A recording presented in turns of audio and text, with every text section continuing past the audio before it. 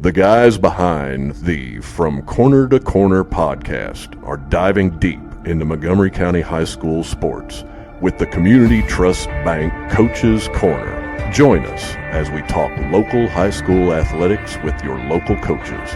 Whether you're a student athlete or a screaming fan, this is the place to turn to get the inside scoop before the next big game.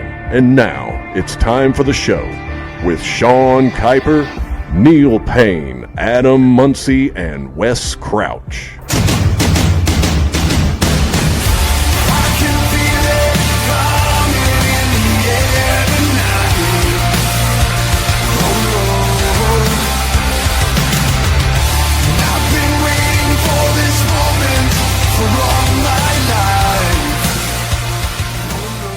And welcome back to another episode of From Corner to Corner Coaches Corner. Episode 242, live from Community Trust Bank Studio on North Maysville. This is the From Corner to Corner Coaches Corner, presented by Whitaker Bank. We're live. No, sorry, we're live, pal. No, can't do live TV like that. No, thanks for joining us live on Facebook and YouTube. Sorry if there's any kind of sound delay. We've been working with that. Hey, Whitaker Bank, we would like to have your. We would like Whitaker, to have your you got sponsor. a free sponsorship right there.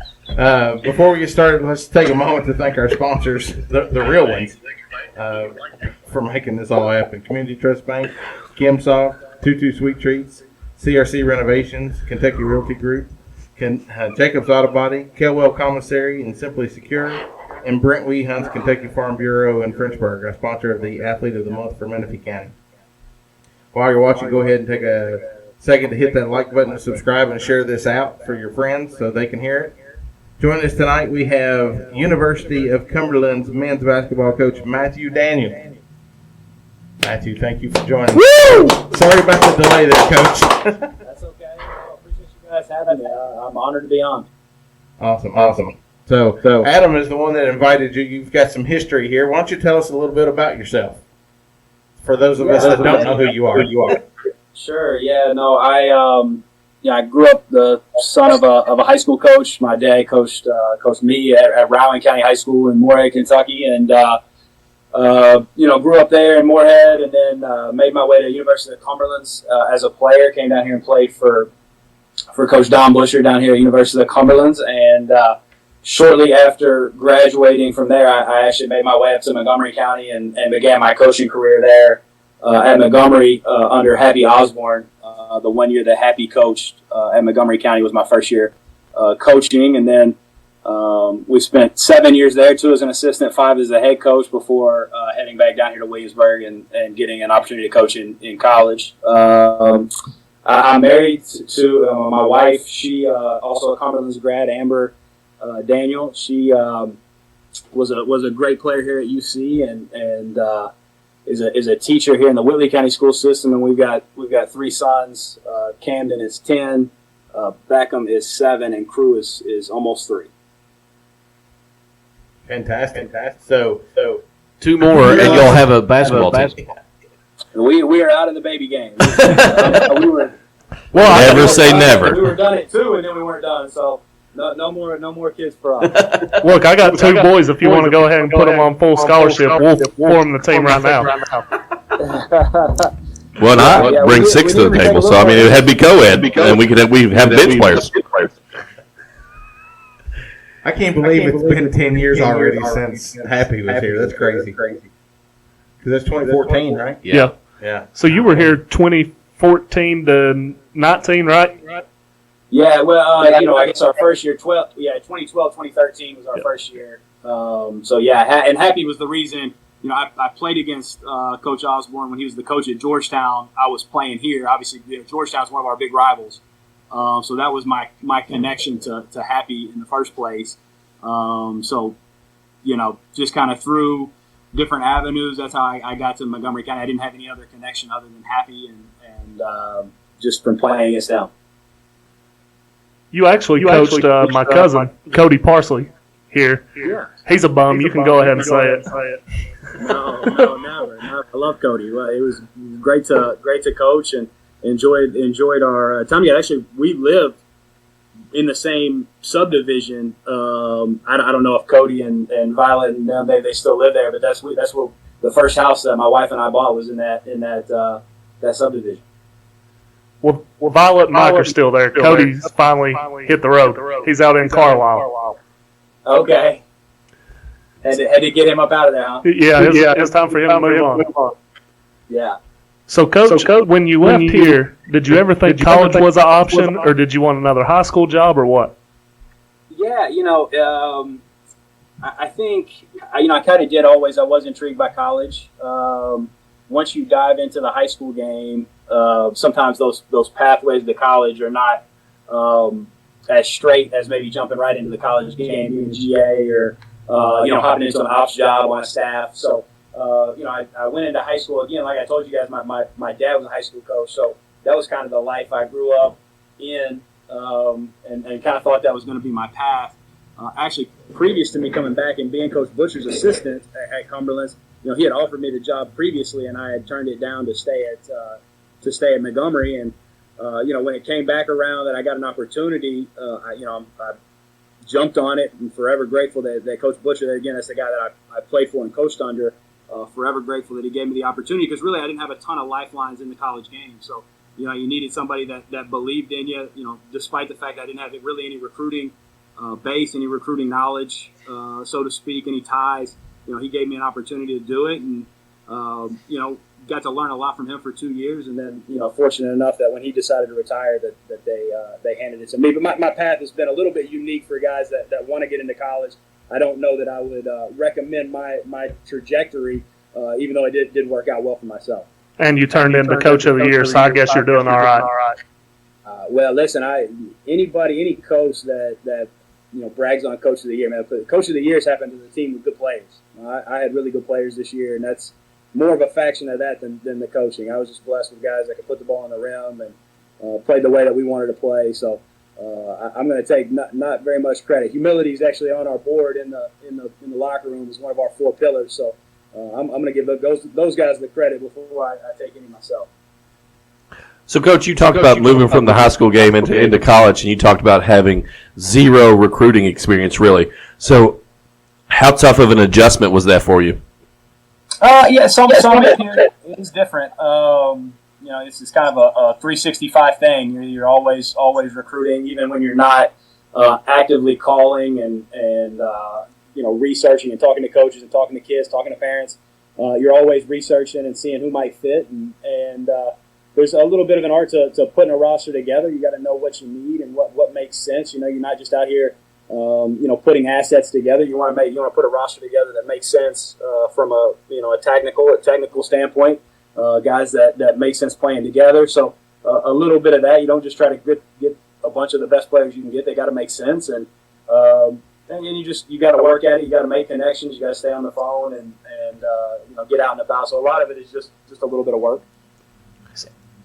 So, Coach, you mentioned recruiting, and in this transfer portal era, how much time goes into recruiting to keep your own kids versus going out on the road and getting new kids in? So, Coach, you mentioned.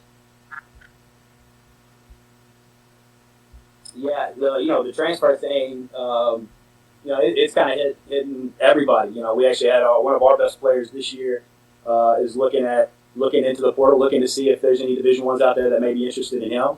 And so it's kind of hitting all of us a little bit. But, we've had some luck in the portal, and sometimes, especially now where, there used to be a clear path. If a guy was a 2-time NCAA transfer, those are the guys that get hit on. And there used to be all these rules with which, what guys could do, from a transfer standpoint, as far as sitting out and going to different schools. Well, now those rules have kind of changed. And so, for us to get the Division I, Division II transfer, sometimes there's got to be a previous relationship. Maybe you recruited them in the past before they landed at their current place. We had 4 guys on this year's roster that all at some point had been on a Division I roster.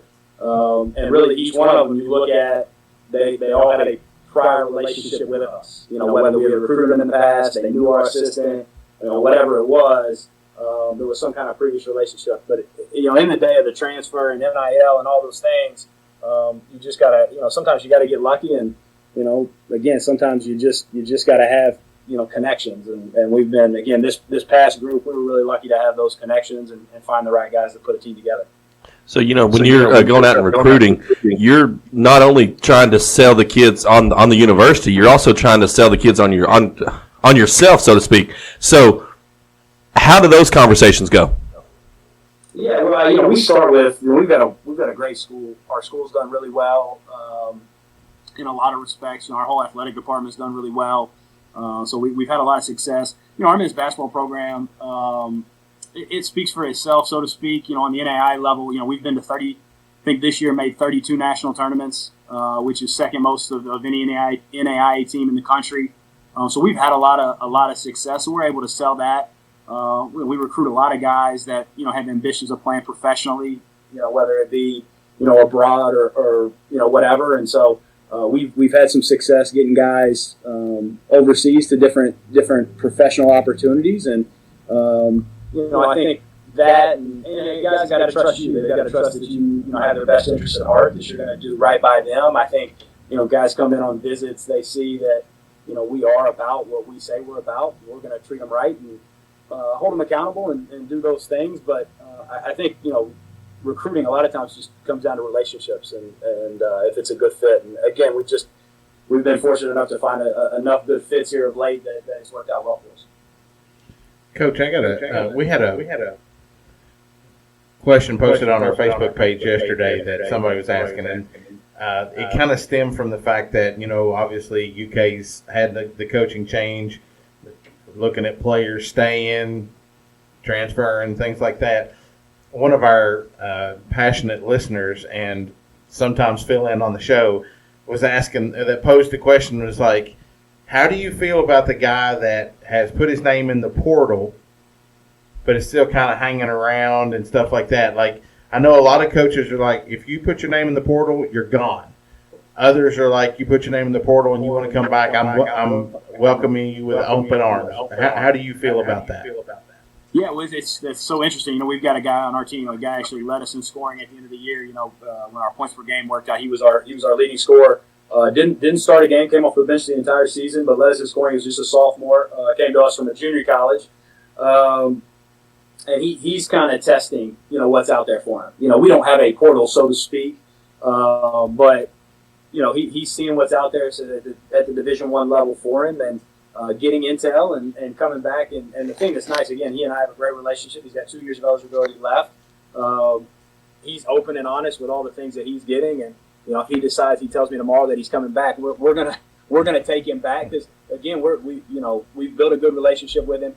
I don't disparage the kid from trying to find what he may think is a better opportunity. What he may think is, but sometimes the grass isn't always greener, and that's why it's been important for him to be open and honest with us. A couple years ago, Coach Butcher's last year, my last year as an assistant coach, we had a young man who was very talented. He left us and went to Youngstown State. So spent his last year of eligibility up at Youngstown State and did really well. Averaged 14 a game up there. He's playing in the BBL, the British Basketball League now for the Bristol Flyers.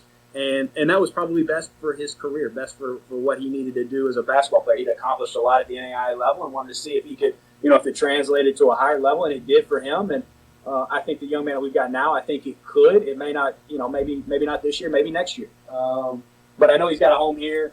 And he's where we got out of the weight room 30 minutes ago. He was in the weight room with us. So we're still treating him like one of our own. And I just think in this day and time, you don't want to cut your nose off to spite your face. And he's been a good kid for us and obviously a good player. So if he wants to come back, we're going to welcome him with open arms for sure. Absolutely. So, Coach, we talked a lot about the recruiting process and transfers and all that. And, Adam mentioned earlier about you being, the coach of the year. And, you humbly, talked about your players. So let's talk about your players. Let's talk about the season. Tell us how this year went for you.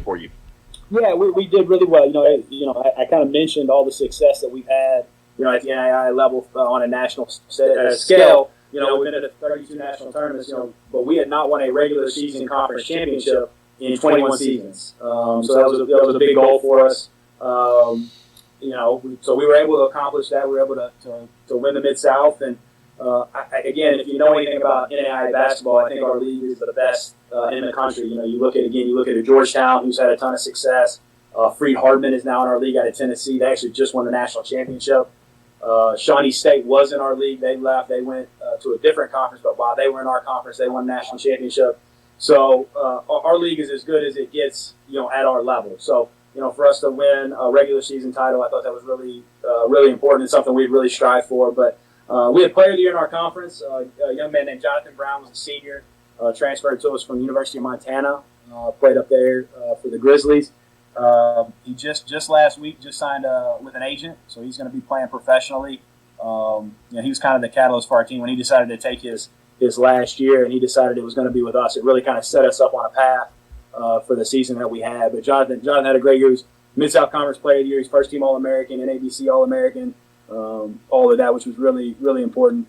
The way our roster was constructed, we had I mentioned a couple of Division I transfers. We've also got, the high school kids we recruit are typically Kentucky kids. So we have some guys that, people might be familiar with. Tanner Walton was a redshirt freshman for us this year. He played at GRC when they won a state title. Actually led the state tournament, rebounding that season, was an all-state player. Brady Bell was an all-state kid, 16th Region Player of the Year from Russell High School.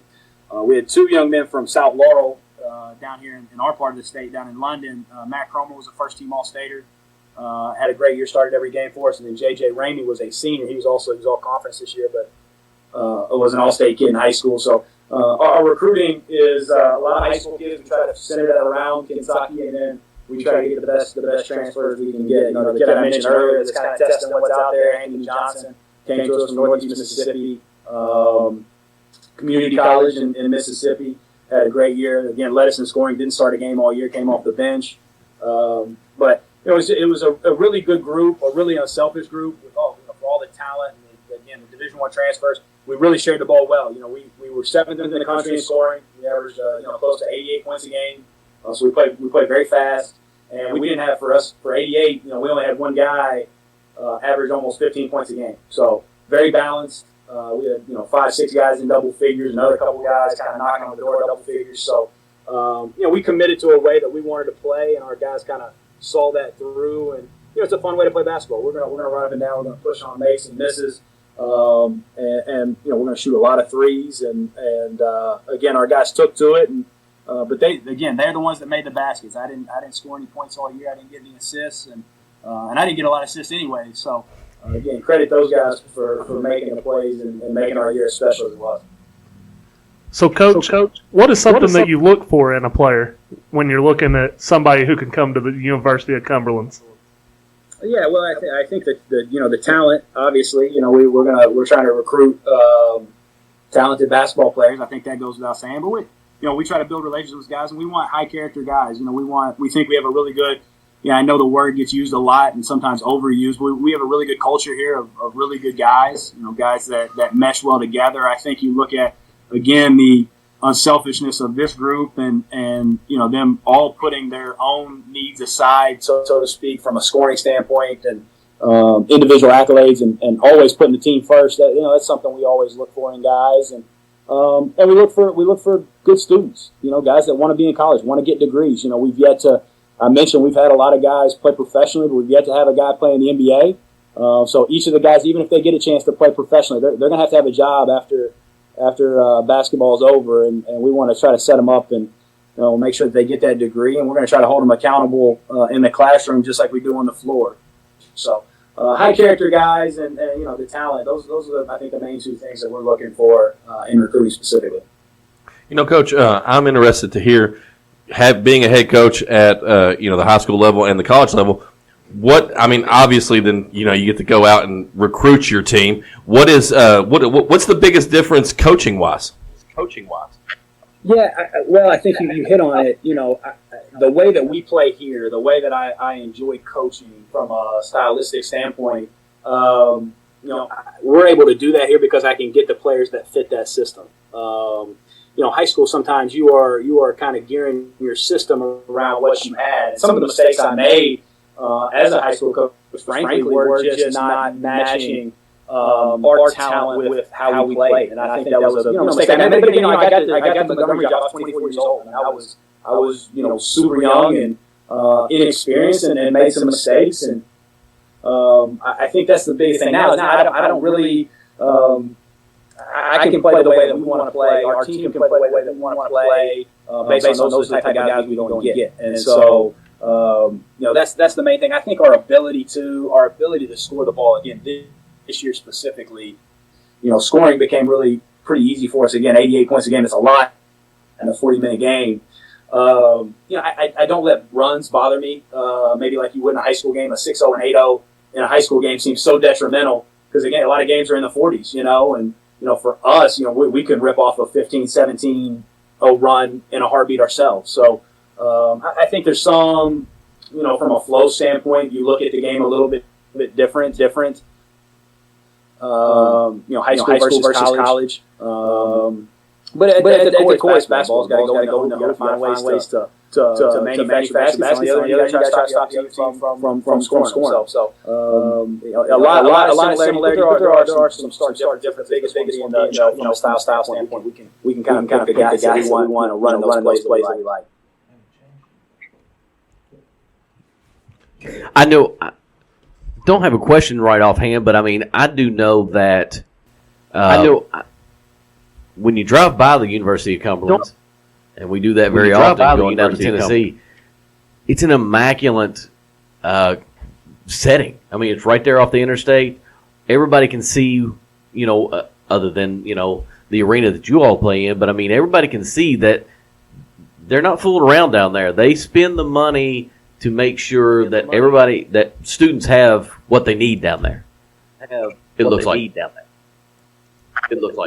Yeah, absolutely. Well, I think that starts from the top. Our president, he's been the president here. Dr. Cocker's been the president here for, I guess, going on a decade. He was at the university when I was here in school in a different role. Became president. And shortly after that, really saw the future of in online learning, pretty quick, and dove into that. So if you look at certain enrollment numbers, online, Google our school, it's going to say there's 20,000 enrollment. Obviously, we don't have 20,000 here on campus. We've got about 2,000 traditional undergrad on campus. But then we've got so many people online, not just online here in Kentucky, all online across the world. Right. Taking different courses and doing different. His I guess foresight that was the way that we go is really helped us from a financial standpoint. We're in a very good spot. He's made our school very affordable. 2 kids here in southeastern Kentucky, where at times it can be a little bit tougher to get to college. So I think that's been a huge thing, very beneficial thing. And then they've done a great job with the aesthetics here. I tell people all the time, I graduated in 2012, and I loved the school when I was here. I loved it.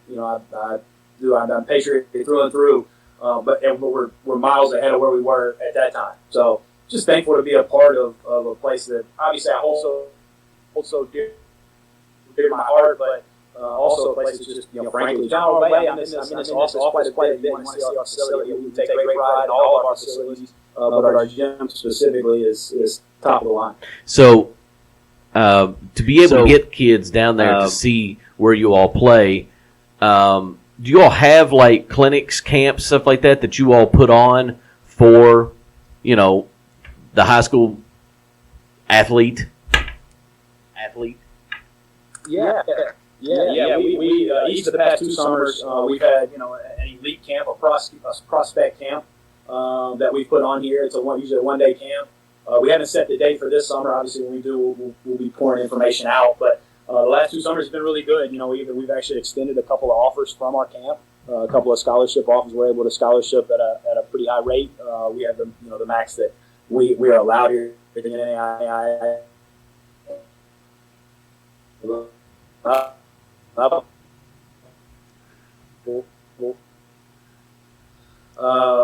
we'll have one again this summer. Standpoint that will allow them to play, and my guys a lot of times come back and work it, so they can see guys firsthand as well. So that's been really good for us. But then we do have a pretty, I think, from my time coaching in the state, I think we do have a good handle on the state of Kentucky as a whole. What players are out there and who we need to recruit. Again, July and then all the way through the high school season, we're going to be out recruiting the best AAU kids and the best high school kids that we can. Get our hands on. So we're pretty familiar, and like I said, I've mentioned some of the high school kids we've had.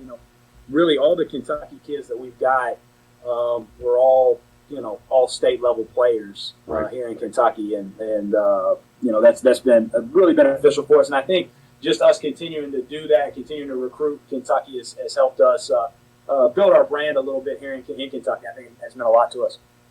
You just got a commit, I think it was last week, from a kid who played in the state tournament that was at Great Crossing. Any other Kentucky kids part of this next class coming in? Yeah, Jeremiah Godfrey is the kid from Great Crossings. I think he's got a really, really high upside. I think he's got a chance to be able to guard 1 through 5, with a little bit of strength. He really moves his feet really long, so we're really excited about him. In the way that they played offensively, because of Dawson and Moreno, obviously, maybe not always put in positions offensively. And again, those two guys are really good players. Moreno's a Power 5 kid, and Dawson's going to be a Division I player too. Maybe not always put in positions offensively to show his entire skill set. So we're excited to work with him. I think he's got a high upside. The other high school kid we've signed is a kid from Harlan Independent down this way. Kyler McClendon is a point guard who we're really excited about. His team had a lot of success last year when he's a junior. Everybody on his team graduated with the exception of Kyler. Now, Kyler had a lot of individual success this year. He averaged over 30 points a game, made a lot of threes. So his team did not have as much success this season as they did last year. Last year, they were a shot away from beating North Laurel in the first round of the region tournament down here in the 13th. So it was tied. And North made a shot at the buzzer to beat them. Ironically, the guy that made that shot is on our team now, redshirted for us, Ryan Davidson. So Ryan played at North Laurel last season, so he actually made the shot that ended Kyler's season 2 years ago. But we're excited about Kyler as well. So we think with Jeremiah and Kyler, those two guys coming in, we're excited about those guys, 2 Kentucky kids who have had a lot of success. We're probably going to bring in two more transfers is really our focus now. Again, we've got a lot of guys coming back. We had 10 guys in the weight room today working out, so a lot of guys coming back. We're probably looking at two transfers. We've got a couple of guys in mind that we've targeted, and we've actually added one more guy transferred to us from an NAIA program, West Virginia Tech, Brant Smithers, who's a Kentucky kid as well. Was 8th Region Player of the Year up at Walton Verona. So he's a couple of years out from Walton Verona, but was 8th Region Player of the Year, an elite level shooter. Shot well into the 40th percentile last year. So. We hit a lot on those Kentucky guys. They've been really good to us.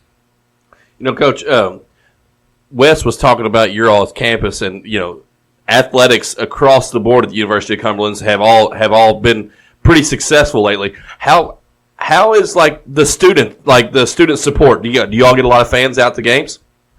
Yeah, it's growing. One of our athletic director, who I need to mention, just like I mentioned our president, our athletic director, Chris Crafton, is.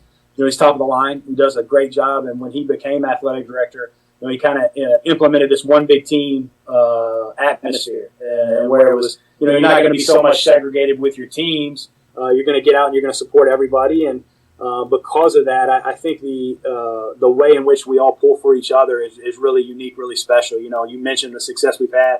Our women's soccer, men's indoor track, both won national championships this year.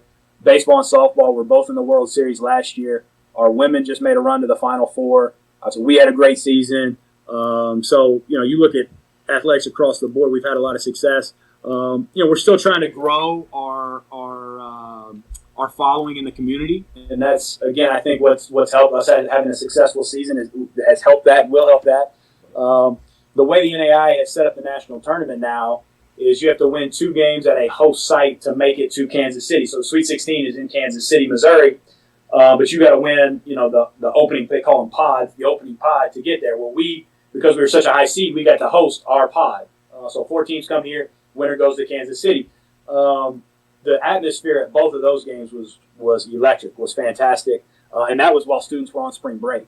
So I think, again, I feel like we're doing a good job promoting our program. Our guys are visible in the community.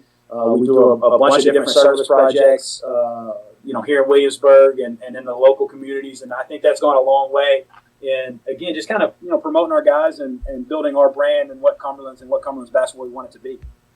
So you are coming off a pretty successful season this year. We've talked about that numerous times already. What are you looking forward to heading into next season? A lot of the same. That's what I've mentioned. We're gonna continue to play, I think, a lot of the same style with as many returners as we've got. If we're able to specifically with these last 2 spots we're looking to fill. We were able to get the guys that we want. We're going to continue to play the way that we'll play. We're going to play fast and try to get up and down. And I think one of the things that we really talked about as a staff and is the teams that really succeeded out in Kansas City this year, made it to the Final Four, won national championships, got to the finals, all that stuff. Those are the teams that were in our position last year. They were new to Kansas City. They won their pod, got knocked out once they got there. So, I think it was really important for our guys, again, just to take that step, get to the final site, get to where everybody is. We came up short, which is disappointing. Obviously, we wanted to win a national championship. Thought we had a team to do it. But I think just getting there, our guys seeing it, seeing what it takes, doing everything that goes with that, I think is really important. But our goal is to win it all, is to get to the Final Four and cut down the nets in the municipal auditorium, and we have every resource, everything at our disposal to be able to achieve that. So it's not like an unrealistic goal. I don't think all the 250 some odd NAIA teams, I don't think are on our level can think that, but I think we're one of the ones that really can. Hey, we're right here on the doorstep. We just got to take another step. So you've talked a couple times about how tough, and you think it's perhaps the toughest conference in all of NAIA. What will it look like next year as well? Do we think that the top is still going to be the top, or are there any up and coming teams or? Yeah, well, Georgetown's always really good. They've got a good team. We're a national tournament team this year. Got beat in the round of 32, but Coach Briggs has won 2 national championships at Georgetown since he's been there. Happy back to when Happy was there. If you look up Happy's winning percentage at Georgetown, he's never lost. He just won a national championship when he was there, and just an incredible coach. So they've just got a long-standing history. I don't like to publicize this, but I always say, we're second in national tournament appearances. Georgetown actually is first. So they've got a rich tradition. So they're always going to be good year in and year out, and they're going to get good players, and they've got a good returning nucleus. I mentioned Freed Hardman. Freed Hardman actually won the national championship this year, and they bring a solid nucleus back, so they're going to be really good. We haven't hit on Campbellsville, Lindsey Wilson, Cumberland University down in Lebanon, Tennessee, and Bethel University down in Tennessee as well. All of those teams are, they're fully funded. They're really well coached. They've got really good players. So that's the one thing I think that's a little unique about our conference. You mentioned it before, is the top is really good, but so is the bottom. Yeah. Somebody's going to finish 7th that's pretty good, and so I think you look at it as a whole. That's a little bit what separates it. There's no nights off. You're going to go to Bethel on a Thursday night, and I think Cumberland U, I think finished 7th this year. You're going to go to Cumberland U, and we went to Cumberland U this year, and 5 minutes to go, we were still in a tight game. So I think that's a little bit more the separator, is just from top to bottom. There's just not very many nights off. Right. Coach, I got to get this out of the way because they would absolutely hate me if I didn't. I'm a 2X if you want to send any Cumberlands gear my way. Yeah, absolutely. You guys, we get offered. We'll try to hook that up, man. We again promote our program any way we can. We were fortunate enough when we won the regular season. We got a bunch of shirts.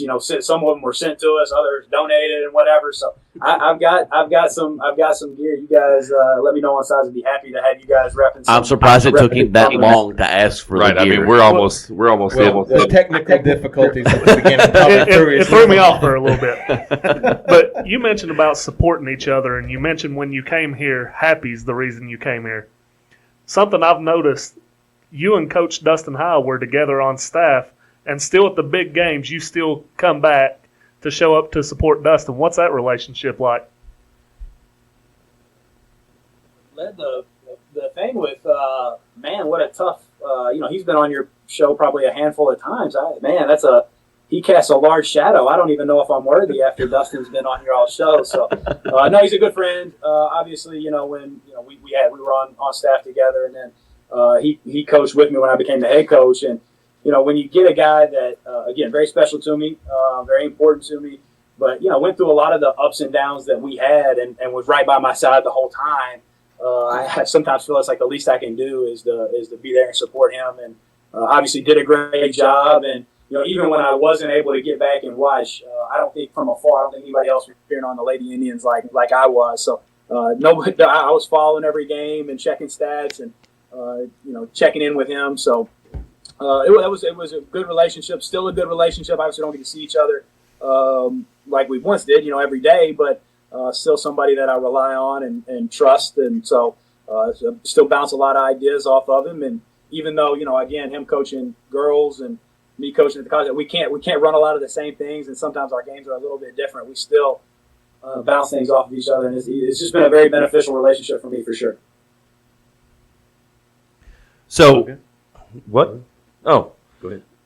So, has it been we kind of touched on this earlier. Like, is this a dream for you to come back and be able to coach at the college that you played for? You're a 1,000-point scorer there. I mean, you probably live, you live in the lore. There are all kinds of stories about, Matt Daniel back when he's a player and he did all this stuff, I'm sure. But, is that kind of like a dream come true for you?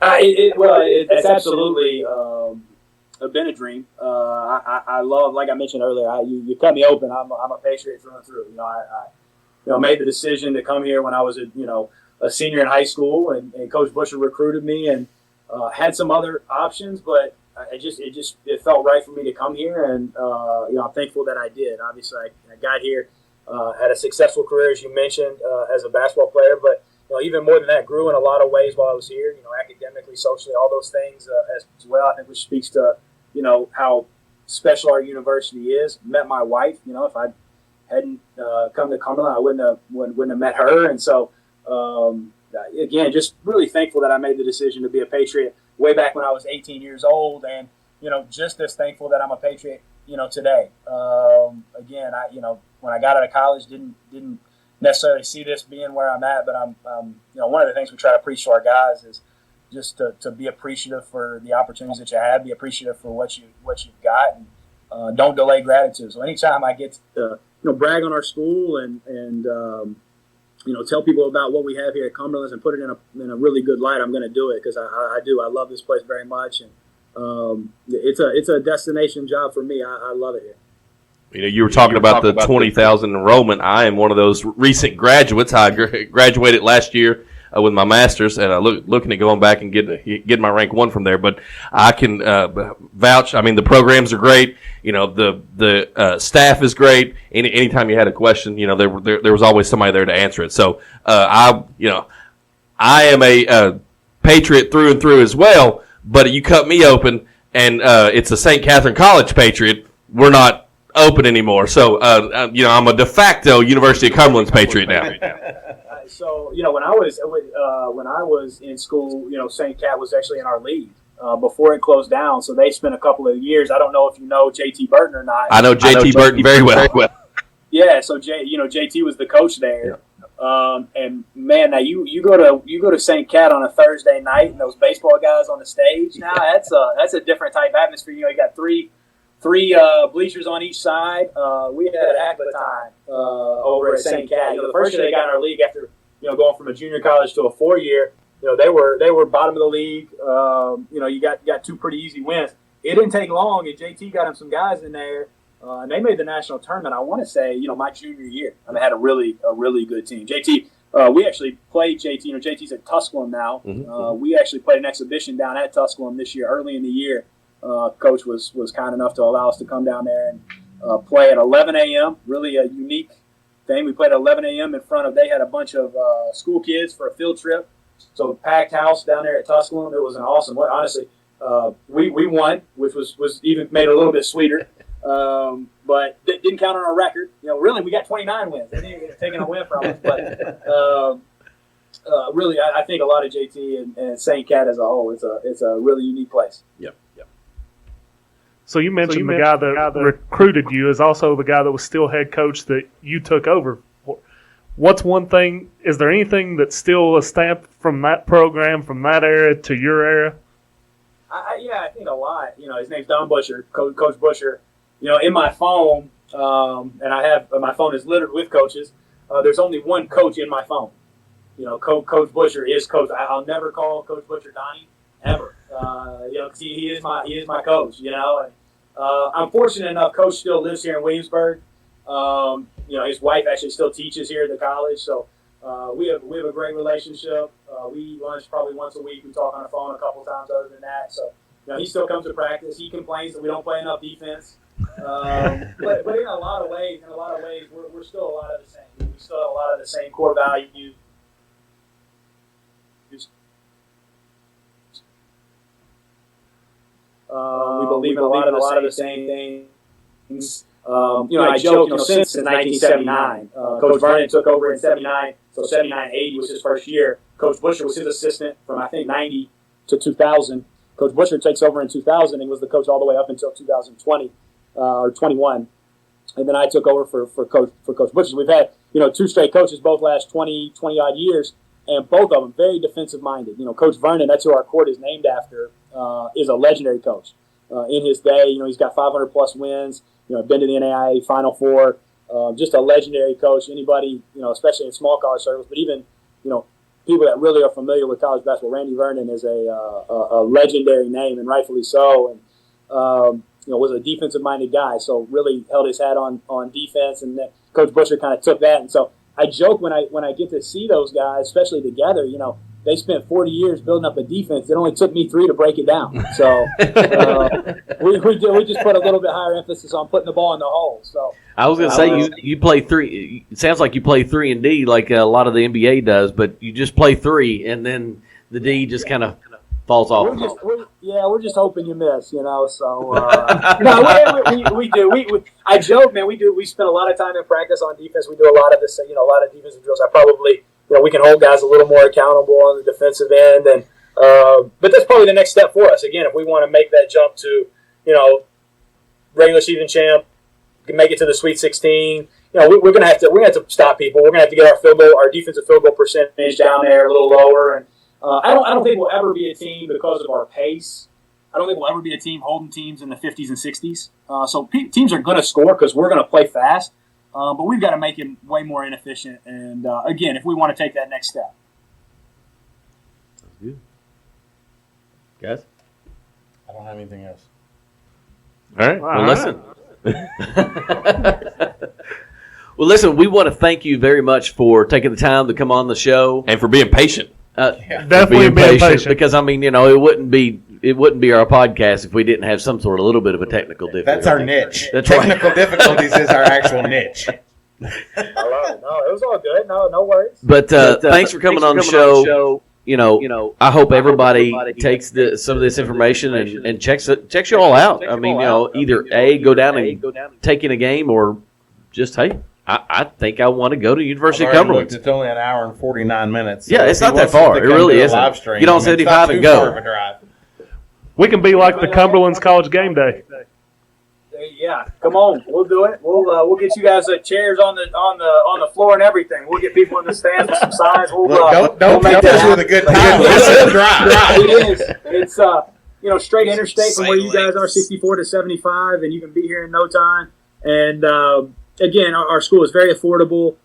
So I would anybody listening, looking for a school, looking for a college, or looking to get your master's.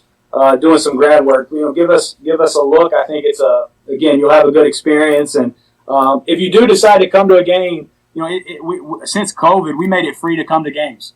So you come down, just pop in the door, man. We'll treat you right, and you'll get to see what we think is some pretty high quality basketball. I like it. You sold me it free. Well, I was going to say, Sean will probably hit you up afterwards to find out those sub-500 teams that you play to make sure, he's big on watching people play sub-500 games. So he'll probably want to check your schedule out. I just want to make sure we're going to see a win. That's all it is. Well, you heard talk about how tough the conference is. Come to one of those non-conference games if you want me to guarantee a win. Maybe one of the non-con games. Well, Coach, we appreciate you for sure coming on and joining us. Next time we get you on, we'll have this audio stuff fixed. I promise. So, thanks again. We'll see you next time. That was a fun interview. That was a good time. Back-to-back weeks we've had college coaches on here. It's just a different aspect. It is. Yeah, and the transfer portal fascinates me. And it's just something that people need to see, and heck, you just never know when they might go, I kind of like that. Let me just go check that college out. You just never know. Yeah. Well, and he touched on it. I patted myself on the back there. I graduated last spring with my master's. I wasn't blowing smoke either. Like that legitimately the staff, the teachers. Anytime I had a question, I could always find somebody that would answer it for me, and it is very reasonable and affordable. So, everything in my program for the MAT was all online, so you never had to leave the comforts of your own home. And now I'm just going to throw this out there now that Coach is off the show. If he gets a scholarship player from here, I want 10% NIL because we had him on here. We did. I mean, So we started the bridge, not the pipeline. not the bridge. pipeline. Not the pipeline. Even though you all tried to make pipelines from. Well, we don't have said the bridge. We don't have a basketball player playing down there right now, but if I'm not mistaken, Gabe Amberg is going there to fish. I think you're right. Yeah. And didn't we have a football player commit there last year, maybe year before? Is he not going to Campbellsville? Maybe it is Campbellsville. Yeah. I'm sorry. One of the two, or Start maybe with both C. of them have a good fit. Had one of the few fishing Sorry, programs Coach. in Kentucky. So We tried to start that pipeline. Wes says all it takes is 2. 2 to make a pipeline. We decided last week, though, that it's got to be 4. It's got to be 5. Oh, it's got to be 5 Yeah, now? because I don't think 4 technically is a pipeline. I think it's got to be If we 5. send one 4 years in a row, that's not considered a pipeline That's not. at that point? No, that's just called somebody glutton for punishment that won't say no. It's a bridge. It's a bridge. You got to build the bridge before you can get the pipeline. Gotcha. great. So, Hey Neil, Hey, Wes. do we have an athlete of the week this week? Before we do the athlete of the week, Breaking news. update Oh. from the girls softball game. Reaganoni just stole home in the top of the second to make it 8-0 Montgomery County over Wolf. Listen, can you? do you have any home runs to add to the list? No, Emily Brock did hit a grand slam though. Sweet. Whoa! Hey, so can you imagine? You like you got Oni on third base, and it's like, hey, you want to steal home? Sure. I mean, we're up 7-0. Right. Go Steal for it. home? She just does whatever she wants to do. Or did she just call that on her own? Did she just go rogue, you think? Or did she have the call? Third base coach. Who is third base coach? I mean, probably Is it Puckett, isn't it? I think it is Puckett. Puckett Third base running coach. down Like, the line. Puckett's No. Puckett's like, what? Where's she? Well, I was going to tell her something. She's home. okay. Safe. He turned around to give her the signal and she was gone. Yeah. She's up to 10 home runs on the Oni homer count right now. Well, I mean, she's still got some work to do. Yeah, definitely. She's going to have to start cranking them homers out. No! So, It's a Homer Simpson did we reference. come up with an athlete of the week? Because I texted out earlier and nobody said anything. So, So when you asked me, I turned and looked. I thought we had that figured out earlier in the week. Well, then tell us who you think it is. Tell us who it is then, Wes. And it'll be a surprise to everybody. I thought we had decided to make it. Waste some It's time. going to be probably my idea. okay. So while you're looking for that, we'll move on for one other thing. So just wanted to give an update on our cartoon SmackDown tournament. Starting tomorrow, we Moving are into the Elite yeah, 8 the tomorrow. Elite 8. So here's where we stand. The 60s and 70s bracket, we've got the number 1 seed Bugs Bunny against the number 3 seed Scooby Doo. That's gonna be a That's a monster hard one. matchup. In the gets better. 2000s, we've got number 1 seed Stewie Griffin versus number 6 seed Jimmy Neutron. Jimmy Neutron has been throwing Jimmy down Neutron's some the man. folks. That's Cinderella. A 6 seed right there. That's Cinderella. In the 80s, we had an upset. Optimus Prime from the 4 seed beat number 1 Garfield. Garfield. He was. Optimus Listen, Prime he was deserved to be in Garfield. lasagna coma. That's what happened to Garfield. And he will be taking on the 2 seed He-Man. That's going to be a heck of a matchup right there. And in the 90s, we've got number 1 SpongeBob versus number 2 Homer Simpson.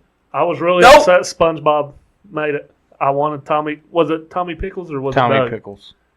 I couldn't remember which one. And Doug was. ask how many people SpongeBob who took knows who out Tommy Tommy, Pickles is. and Homer took out Doug. Listen, Linda. Ask me how many people know who Tommy Pickles is. When I get this leg sleeve tattoo of 90s cartoon characters, you'll know who Tommy Pickles is. I voted Tommy Pickles over SpongeBob, so. So, did you find it? I did. Okay, tell us. So on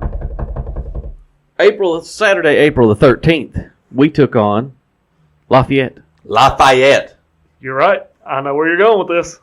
And Madison Cox Yep. had 5 RBIs. That 5 night. of them. 5 5 count. RBIs. 5 time. Booker T reference. She hit a home run in the 4th inning, scoring 3 of those. Sacrifice fly, and she tripled in the 3rd inning to score 2 more. So, Bam. listen, 5 RBIs, that's pretty good. Yeah. And she's been hunting the cover off the ball. She's been hunting the cover off of it. Just like, I mean, there's about 5 of them that's Sniping got it. 5 or 6 home runs She's each. So,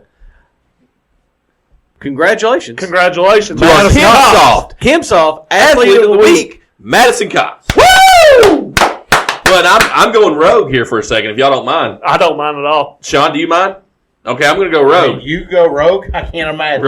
Right. Is there anything in the segment? I want to give our Tutu's Sweet Treat Dog of the Week. I saw it before we came on the air. To our esports team, who is back in the state tournament, going for their 3rd straight state title. Did they win at 5? They were supposed to have a match at 5 p.m. I didn't see a result. Oh, I thought it was tomorrow at 5. It might be tomorrow at Okay. 5. I just saw 5 p.m.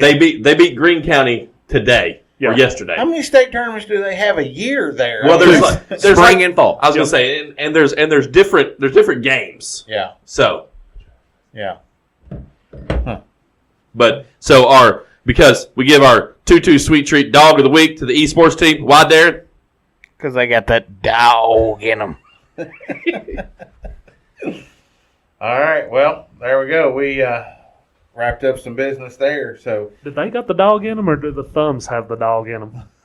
Well, it's their thumbs, but it's still part of them. Yeah, I mean, fair point. and dogs don't really have thumbs, so that's even more miraculous, right? So, all right. Well, guys, there you have it for this week's edition of the Community Trust Bank Coaches Corner, presented by the From Corner to Corner podcast. If you haven't already, go out and give us a like on Facebook and subscribe on YouTube. Remember to help us promote our Coaches Corner show and our Kimsoft Athletes of the Week program. Wes wants to say something. Subscribe. Make sure you subscribe. Sorry, Emphasize that. that's our call to action. Yeah. It's on your show notes that you wrote. Yeah. Remember to help us promote. Kimsoft Community. Athletes program, Menifee County Brent Weehunt's Kentucky Farm Bureau Athletes of the Month program. We do what we do for ours and the surrounding communities, our teams, our coaches, and our students. And our communities. We'll catch you guys next week. Stay safe, friends. Hey everyone, this is Sean with the From Corner to Corner podcast. I'd like to take a moment to thank all of our sponsors. We have Community Trust Bank, who sponsors our studio here on North Maysville. Kimsoft, who is our sponsor of our Athlete of the Week. Tutu Sweet Treats, who sponsors our Dog of the Week. CRC Renovations, Kentucky Realty Group, Jacobs Auto Body, Brett Weehunt's Kentucky Farm Bureau in Frenchburg, sponsor of our Athlete of the Month in Menifee County, and then our newest sponsor, Kelwell Commissary and Simply Secured, who sponsors our From Corner to Corner Road Show. Thank you all for making all of this happen, and we appreciate all of your support.